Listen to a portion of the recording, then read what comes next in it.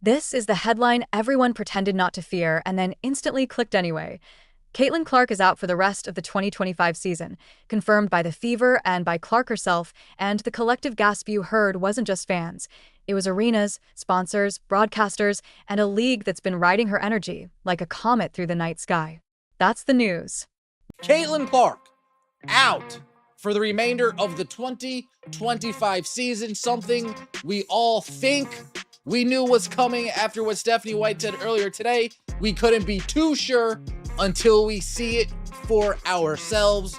And with this announcement from the GOAT's mouth herself, Caitlin Clark won't be returning this season, nor if the Indiana Fever make the No hedging, no maybe, no game time decision. Done for the year. And in one post, one statement, the conversation flipped from box scores to body scans, from how many threes tonight to what does this mean for everything. Here's why this matters now. Because when one player rewires the attention economy of a sport, sells out buildings, moves the needle on TV, turns casuals into nightly viewers, that player stops being just an athlete and becomes infrastructure.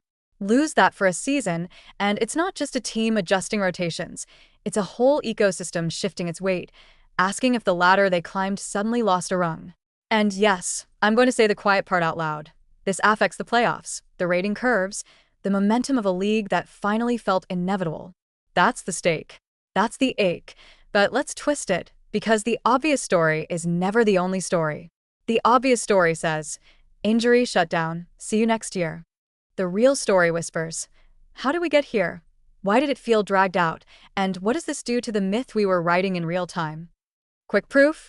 Coach comments that raised hopes, day-to-day updates that stretched like taffy, a West Coast evaluation with no real contact work, and then, only when the schedule's sand was nearly gone in the hourglass, the final no. You felt strung along? You weren't alone. Map of the road ahead. We're going to break down the messaging missteps that annoyed fans, the brutal expectations versus reality fork Clark now faces, the mental and cultural weight of becoming a symbol, the ripple effects on Indiana and the league, and the two endings this story has left. Keep your seatbelt on. There are hairpin turns. Start with the almosts, the ifs, the maybe by the weekend. The way hope was presented like a limited edition drop, just enough to keep everyone refreshing, never enough to let anyone relax. An evaluation trip where the loudest fact was the quietest one. No contact. Shooting alone is not the same as absorbing a hit, planting, cutting, exploding, landing, and waking up the next morning without the joint barking. You don't evaluate game reality without game reality. And fans heard that gap. They're savvy. They live on timelines and training videos just like teams do. When the calendar started to shrink and the language didn't, it felt less like transparency and more like marketing, like selling one more weekend of tickets on a maybe that never had a date. Zoom in on that feeling because it matters. This isn't just annoyance, it's trust. Sports is a contract between emotion and outcome.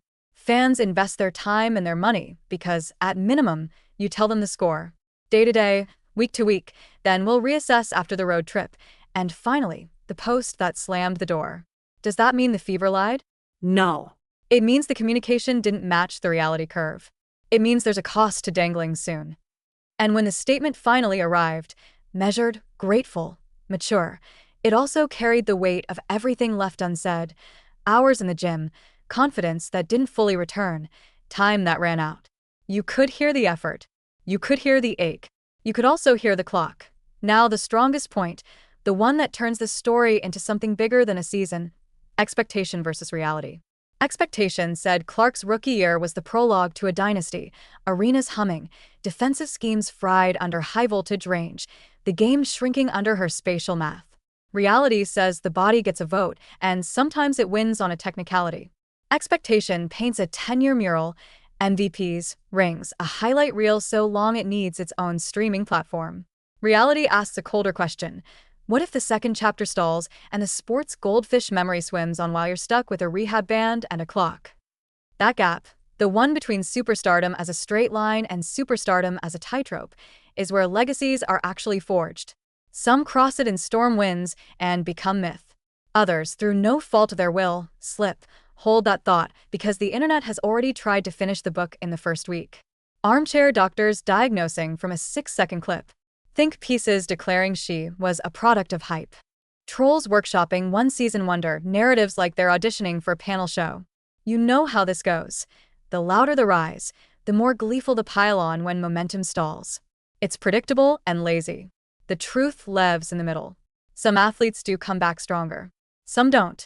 Some are never quite the same but evolve into a different kind of problem. Craft beats bounce, angles replace lift, the brain gets sharper when the body becomes honest.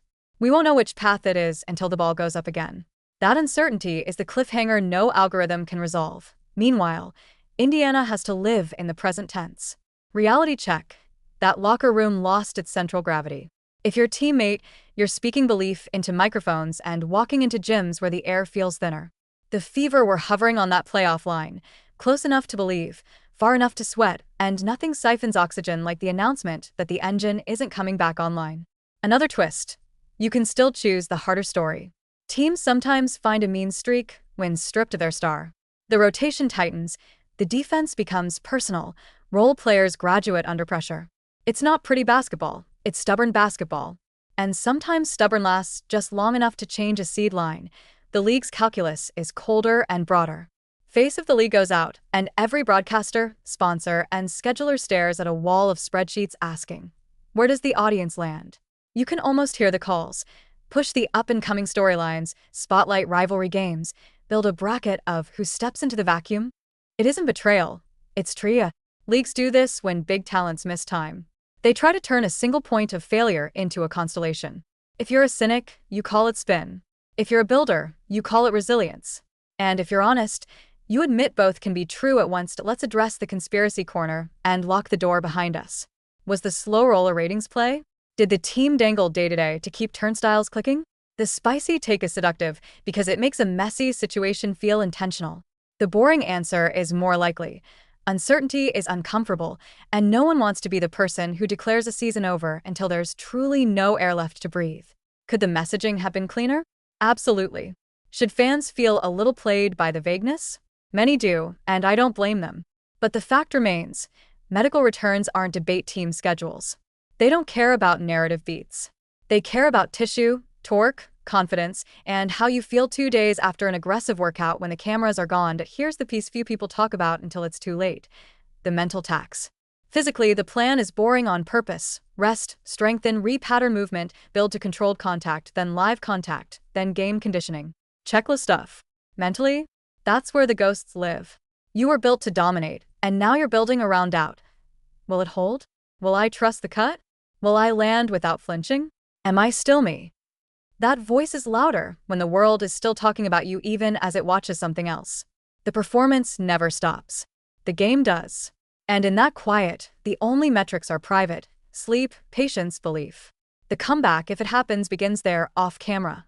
Quick detour because you noticed it and so did I. One moment the discourse says lower body. Another moment it's groin. Elsewhere, a commentator tosses knee into the blender like a garnish. The specificity is guesswork dressed as certainty. What we know is simple. The body said no. The timetable turned to dust. The announcement made it official. Filling the silence with ill-fitting details doesn't make anyone smarter.